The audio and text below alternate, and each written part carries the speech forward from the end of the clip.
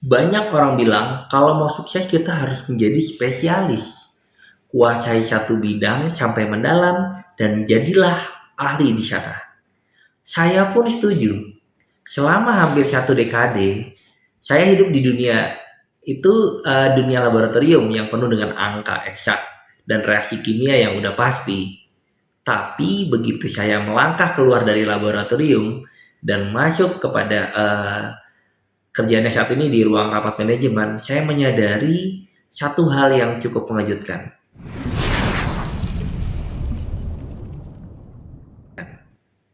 Ya, keahlian teknis yang sangat hebat sekalipun bisa kehilangan nilainya jika kita tidak bisa mengkomunikasikan dalam bahasa dalam bahasa bisnis. Dulu saya tuh mikir kalau saya kerja bagus di laboratorium, orang kantor pusat ya, itu akan paham. Ternyata nggak selalu begitu.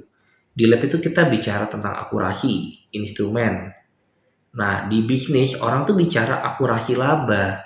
Di laboratorium kita bicara reagent atau reaksi. Di bisnis kita bicara ROI atau return on investment. Nah, hari ini saya mau sharing bagaimana cara saya menjembatani dua dunia ini, bagaimana menjadi seorang hybrid profesional yang bisa bicara di laboratorium, tetapi juga lincah di meja strategi. Transisi ini nggak terjadi dalam waktu semalam. Waktu saya pertama kali pindah dari laboratorium atau sebagai laboratorium analis ke bagian commercial and sales operation, saya merasa seperti turis di negara asing. Saya paham cara kerja pabrik, saya paham kualitas produk secara kimiawi, tapi saya sangat buta soal produk itu bernafas di pasar. Saya pun sempat ya merasa insecure, ada perasaan takut kalau saya bakal kehilangan jati diri saya sebagai orang teknis. Karena kita tahu ya, dari teknis ke non teknis itu agak beda ya. Tapi disitulah saya sadar dunia saat ini tidak hanya butuh orang yang tahu cara membuat, tapi juga butuh orang yang tahu cara menjual dan cara mengembangkan.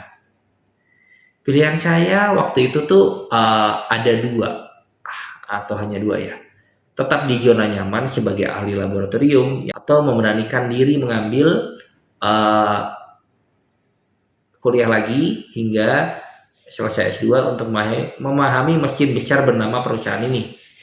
Nah, saya memilih yang kedua, bukan untuk meninggalkan latar belakang teknis saya, tapi untuk memperkuatnya.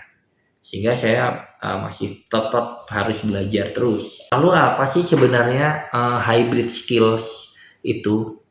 Secara sederhana itu ini adalah komunikasi atau kombinasi eh, antara keahlian teknis yang spesifik atau hard skill dengan pemahaman bisnis dan kemampuan komunikasi atau soft skill. Jadi dia itu adalah hard dan soft itu dikombinasikan. Di dunia korporasi itu, terutama di korporasi besar ya, sering biasanya ya itu terjadi orang produksi mungkin nggak nyambung sama orang sales. Orang sales nggak terlalu paham kendala di pabrik. Nah, disinilah peran seorang hybrid profesional. Kita memposisikan diri sebagai jembatannya. Ada tiga pilar yang saya bangun untuk menjadi seorang hybrid. Yang pertama itu adalah financial literacy. Saya belajar membaca laporan keuangan, bukan untuk menjadi akuntan, tapi supaya saya tahu bagaimana 1 gram efisiensi di lapangan bisa berdampak pada profitabilitas perusahaan.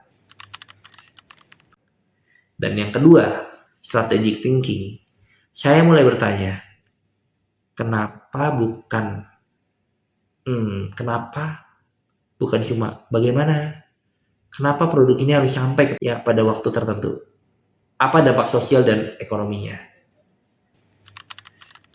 Dan yang ketiga, data storytelling. Ini sebenarnya yang paling penting. Gimana cara kita menyajikan data yang teknis, yang rumit menjadi cerita yang bisa dipahami oleh atasan ya dalam waktu yang mungkin dalam waktu singkat, mungkin 5 menit, itu dapat dipahami dalam waktu yang cukup singkat tadi. Menariknya, kedisiplinan saya di laboratorium itu, cara saya memvalidasi data dan mencari error ternyata sangat berguna saat saya menyusun model bisnis. Saya jadi lebih kritis pada angka-angka proyeksi karena saya tahu realita di lapangan seperti apa. Gimana caranya teman-teman tuh bisa membangun hybrid skill tanpa sekolah yang mahal. Ini seperti itu. Mulainya penasaran sama apa ya nih, sama yang dikerjakan divisi tetangga. Dulu saya kayak gitu. Saya coba ke teman bagian keuangan atau pemasaran. Tantangan kalian ini bulan ini apa sih?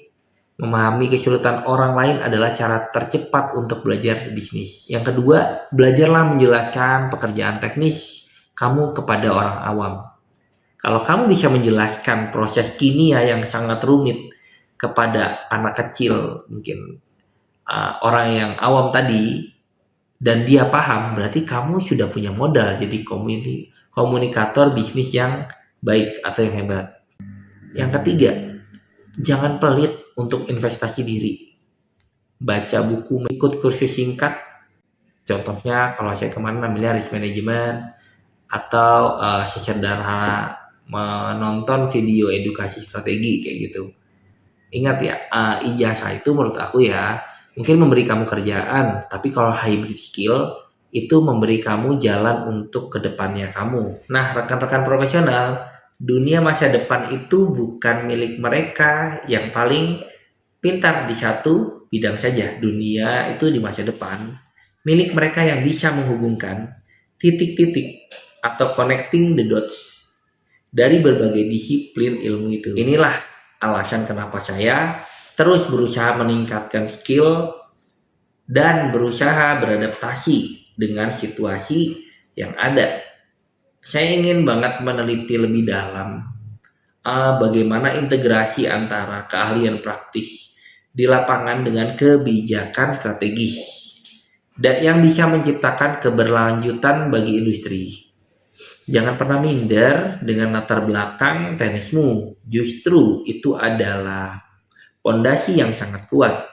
Jadilah orang yang tahu cara mengoperasikan mesin, tapi juga tahu cara memimpin organisasi yang menggerakkan mesin tersebut. Kira-kira dari kalian semua, siapa sih yang punya latar belakang teknis tapi merasa tertarik buat belajar bisnis?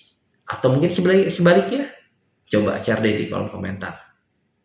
Ya, saya pengen tahu tantangan terbesar kalian apa juga. Saya Mirza Reza, terima kasih udah menonton. Jangan lupa untuk terus belajar melampaui batas. See you in the next video. Bye.